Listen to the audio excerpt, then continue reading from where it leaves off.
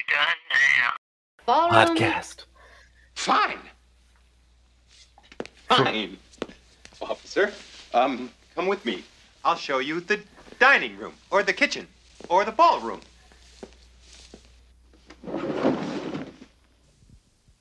Make it look convincing. So, this is the dining room. No kidding. Come on. What's going on in those two rooms? Which two rooms?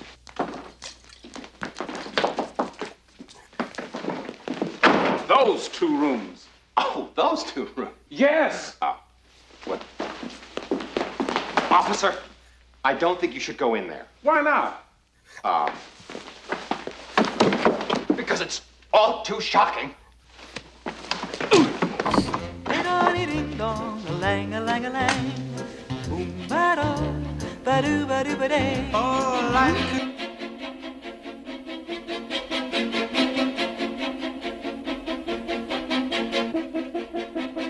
Hello, everybody, and welcome to a special holiday edition of Clue the Movie Podcast. Oh. It is Christmas morning. Merry Christmas to those who celebrate. Hope all the people had a great Hanukkah and Kwanzaa as well.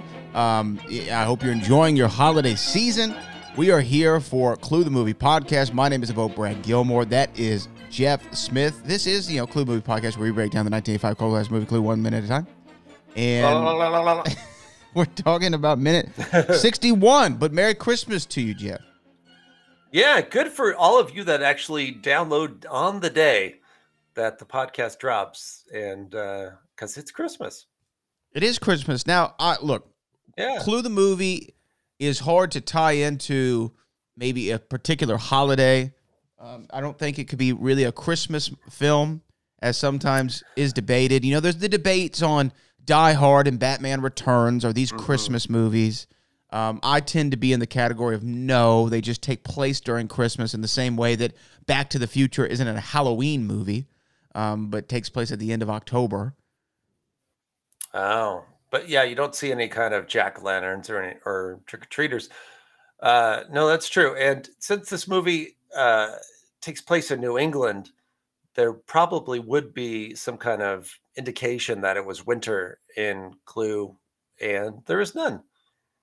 Yeah, that's actually a really So great it's point. not. No, it's not a Christmas movie, but there are gifts given early in the movie. Well, so perhaps there's a tie-in. The gifts could be a Christmas tie-in for us. We enjoy getting presents from strange men. That we do. Now, Jeff, we're going to talk about minute 61 of the movie where we are going to see the cop and Mr. Green touring the Body Mansion. But I think that it is an apropos conversation, because it is Christmas Day, to ask you, what is your top three when it comes to Christmas films? Well, this is where you and I disagree, because I do think Die Hard is a Christmas movie, and thus Die Hard is number one. For sure, because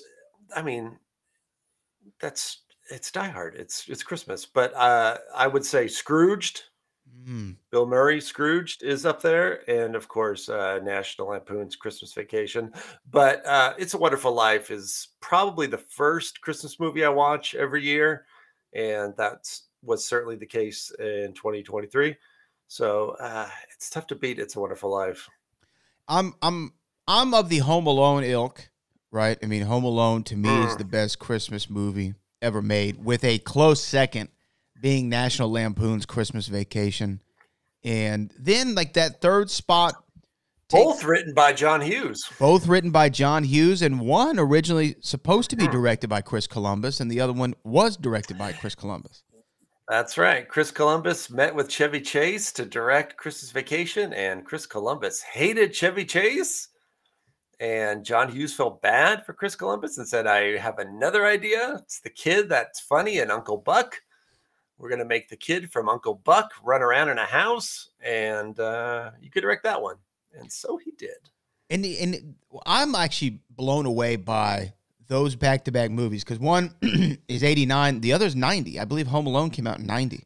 And 90, yeah. What's interesting about that dynamic for me is, you pass up as Chris Columbus on this epic Christmas movie that's going to be watched for decades and decades after its release, starring Chevy Chase, you know, in his really the best, in my opinion, the best vacation movie. I know you could say Vacation 1 is right up there. I think they're probably 1A, 1B for me.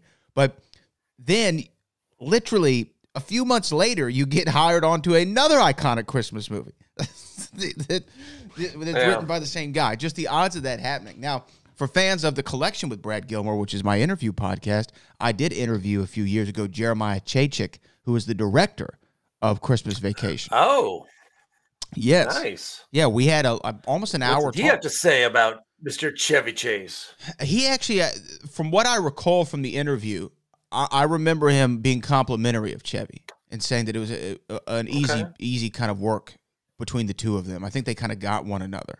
And I remember also... It seems like he was kind of like a you love him or you hate him kind of That's actor. what it seems like. Now, I have interviewed since Jeremiah, like I've done like a couple hundred interviews since that one, so my memory's a little bit foggy on all the specifics, so I don't want to misquote him. But I do remember spending an extensive time asking him about the animated open of Christmas Vacation, which I really enjoy. And this is like the worst tease for an interview ever. I remember he had a really good answer about it, but I don't remember what the answer is. But I remember it being good. It is a tease because now go find the interview. Go find Jeremiah Chachik on The Collection with Brad Gilmore. I think we did like an hour with each other just talking about how he got, because he was like an art photographer. That was his first movie he ever directed. Oh. Yeah. What has he done since then? He did, I think he did the Avengers. Brad Gilmore with Google? I think he did the Avengers with, not that Avengers, but the other one. Oh, the Uma Thurman. I believe so, but we're about to find out. Sean Connery Avengers? Okay. Let's do his IMDb real quick here. What do we know him from? Here we go, everybody. What do we know him from? So he directed an episode of Reginald the Vampire. Okay, that's recent. Directed an episode of Criminal Minds, Shadowhunter. Let's go back here, though, and let's see. A lot of TV directing. Bronx is Burning. Okay, National Lampoon's. Okay, maybe he didn't do the Avenger like I thought he did. Oh, yeah, he did. So he did. Here's his order here. He did a music video for Hall & Oates, Downtown Life, and then he did National Lampoon's Christmas Vacation, Benny and June, Tall Tale, Diabolic, Gun, The Avengers, Meltdown, which is a TV movie, Tilt, which was a TV movie. Then he kind of went into TV directing from there. So really, I mean... Okay. Benny and June. Benny and June's a good one.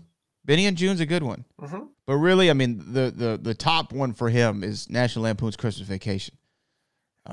Obviously. Yeah. I don't think everybody knew that was going to be a huge Christmas classic when it came out. I remember seeing that in the theater in my youth. And European Vacation was the one before. And European Vacation is kind of as far as the vacation movies. And Vacation is one of those series, kind of like Police Academy, where the first one is R, the second one is PG-13, and then the third is PG. And people didn't really know. And I think it has become, definitely a Christmas classic for sure. Especially with families that decorate a lot. Right. Which my family does. My family does as well. And it became one of those things of... Like that term, Griswold. Yeah, it's like, oh, look, they're going all Griswold. They're going all Griswold. Oh, there's Griswold out there hanging his lights. And it became in the public consciousness. Now, I know fans of the Cluedo movie want us to jump into the minute, and I promise you we're almost there. But it is Christmas, so I feel like we can... I can do a tie-in right now. I just remembered. Michael Kaplan, costume director of Clue, or costume designer of Clue, costume designer of Christmas Vacation. Look at that. Michael Kaplan tie-in. Everybody, we're back. Love it. We are back. We love it. And we're about to talk about 61. But one more thing about Christmas Vacation. What is your what is your favorite, do you have a favorite line or moment or scene from Christmas Vacation since it's both on our list? Oh boy. Cousin Eddie is pretty great, but I also like did the room clear out? She meant presents.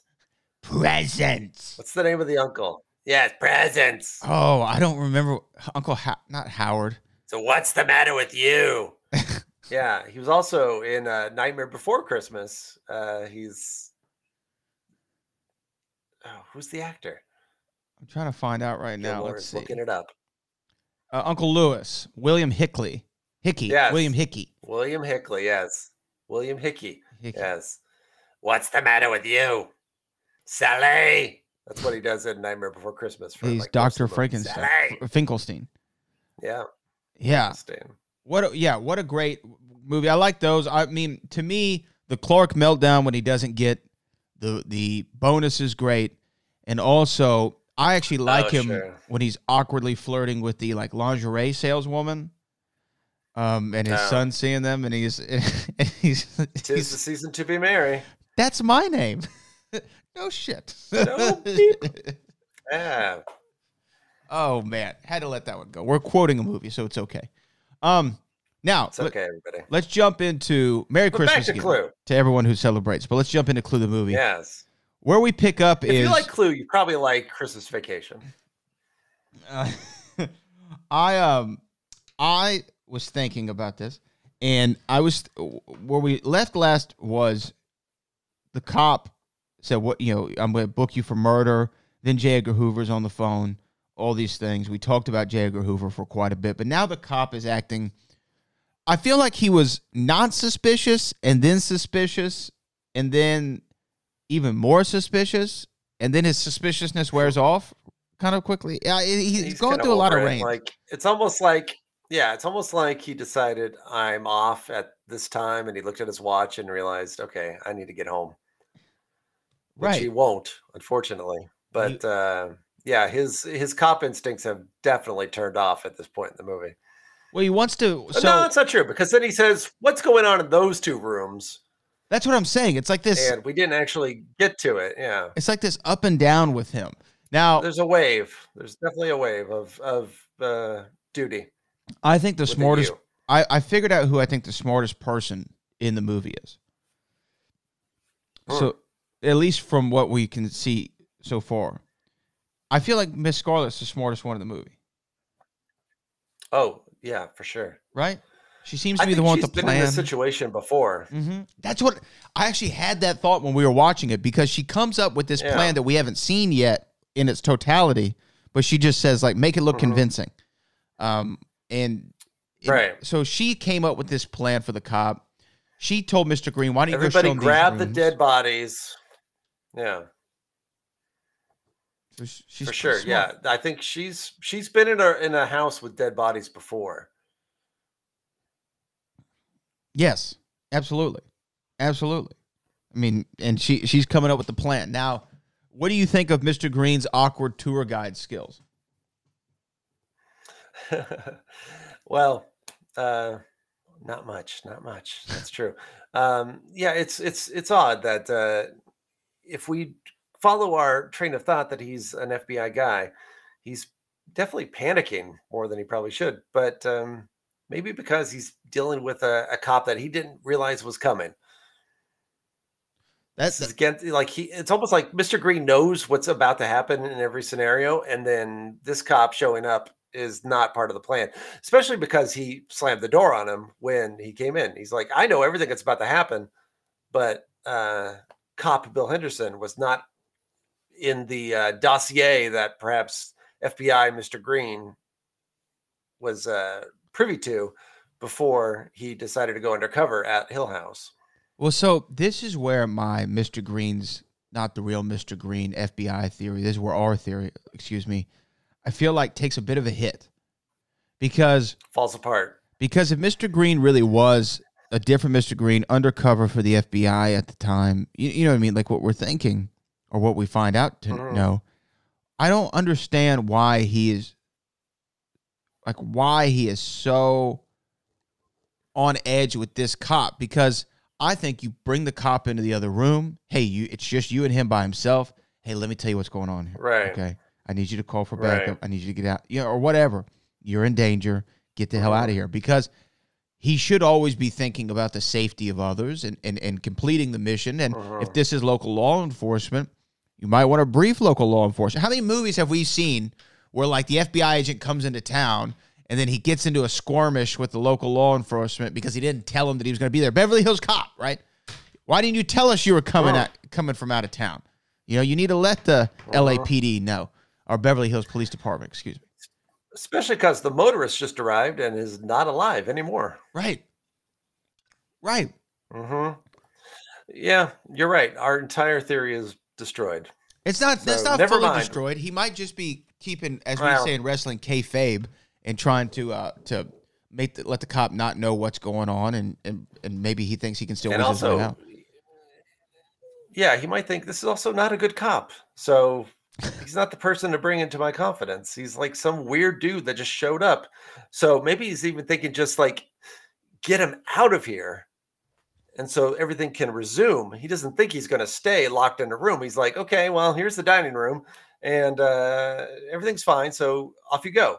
And maybe that's his way of saving him, is like, just, there's nothing to see here. Go. That's actually not a bad point either.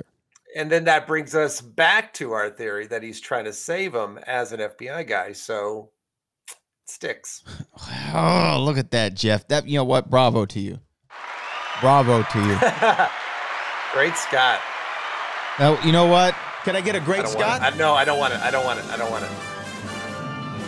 I know what you're about to do. You do not need the Great Scott. Great Scott. But I know what you meant, and I will take it in theory. You got it anyway. You're going to do it. Yeah. You didn't hear that? Did you not hear it? No.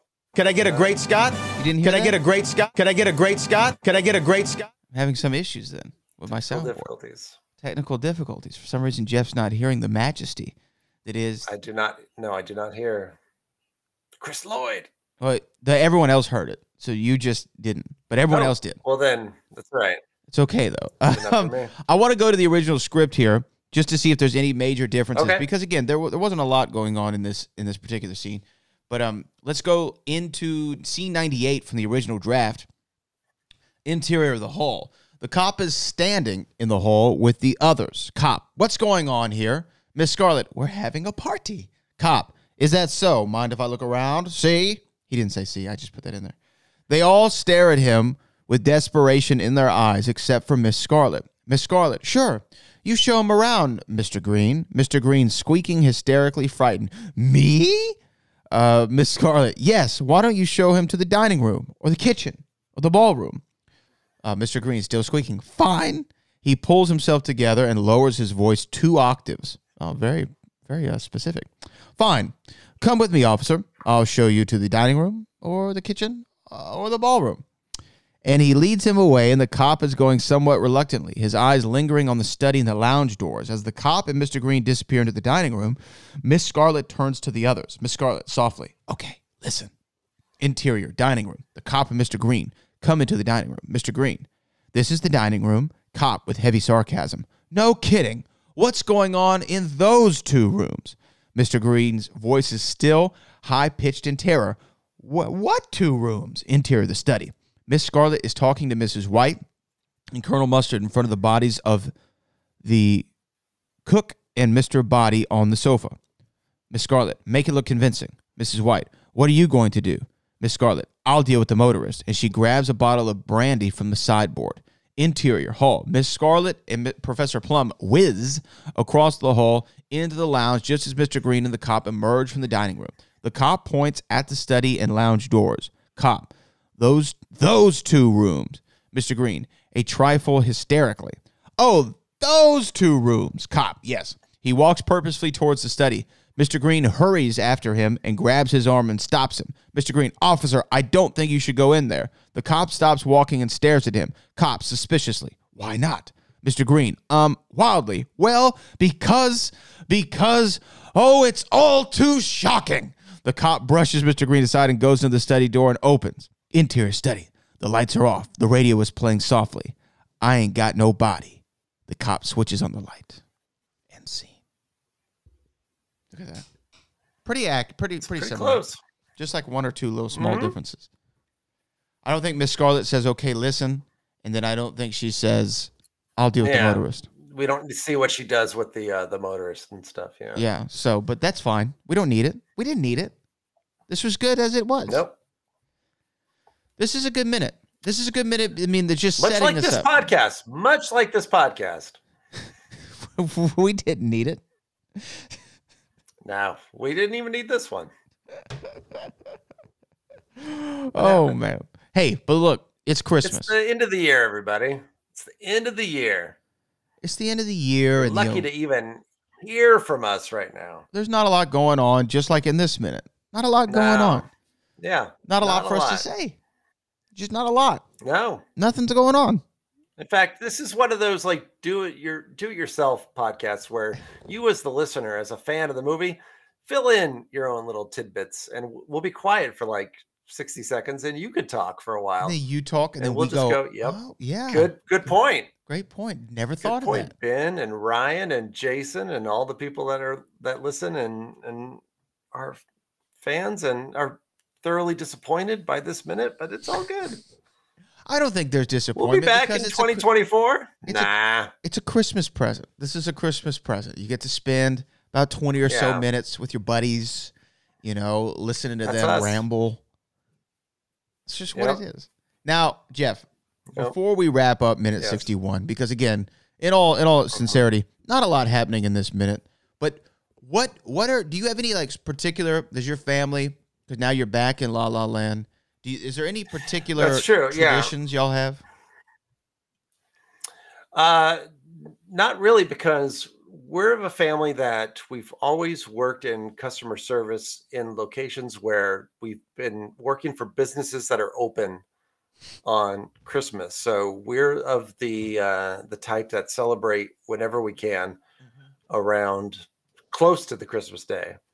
So that's pretty much whenever we can. So if it happens on the 25th, great, but usually it does not. So it's just about getting together. What about you guys in Gilmore Land? We do pretty much, on the morning of, the early morning of, it's a 7 a.m.er, where you wake up and and the kids are excited. I have nephews. My nephews are excited. And but the one thing that no one ever knows what I'm talking about, one thing that we've done since I can remember, is my mother makes this thing every Christmas morning that we drink called wassail. Have you ever heard of wassail? No. No one's ever heard of this. Does not know what you're talking about. So I'm sure if you don't know, the majority of the audience doesn't know. So wassail is something that we've drank every year as far as I've been alive. And I'm just going to read from the Google exactly how to describe it. Wassail is a beverage made from hot mulled cider, ale, or wine, we do cider, and spices, drank traditionally as an integral part of wassailing, an ancient English Yuletide drinking ritual and salutation either involved in door-to-door charity giving or used to ensure a good harvest for the following year. Now, what it is, Jeff, I'm going to share my screen with you so you can see what wassail looks like, because I'm sure you look rather frazzled by even the definition of it. I've been frazzled for the last 23 minutes, so I'm excited. This is wassail. Okay. That's not frazzling. Not frazzling. It looks delicious, right? Delicious. Yeah. So it's like orange slices and cinnamon sticks and cranberries and a cider. It's very refreshing. Yeah, it is. It's like a junior mint. It's chocolate. It's a junior mint. Chocolate. It's refreshing. It's delicious. It's delicious. But anyway, Jeff, look. For our Seinfeld fans. Merry Christmas to everybody. Again, this is what us just wanted to make sure that we haven't missed a Monday in the entirety of this podcast. And I had texted you earlier in the week saying, I think we should take a couple weeks off. In retrespect, maybe it was a good idea. Podcasts too. But well, maybe. But we decided to soldier on. It's all right. And do it anyway. So for General Jeff Smith, for me, the boat, Brad Gilmore. This counts as a show. This counts as a show. Minute 61 of Clue the Movie here on Christmas Day. Yep. If you're celebrating Christmas, Merry Christmas to you. If you're not a Christmas celebrator, happy holidays, happy whatever it is that you do, a Festivus for the rest of us, or what it might be. Yes. But we do appreciate you joining us here on this hallowed day for many of us. And we'll be back next week, which is actually New Year's Day, 2024. We're going to do it. Yeah. Because why the hell not? Why the hell not? At some point, yeah. We got to do it. We got to do it. So, Jeff Smith, thank you, sir, as always. And we'll see everyone back with minute 62.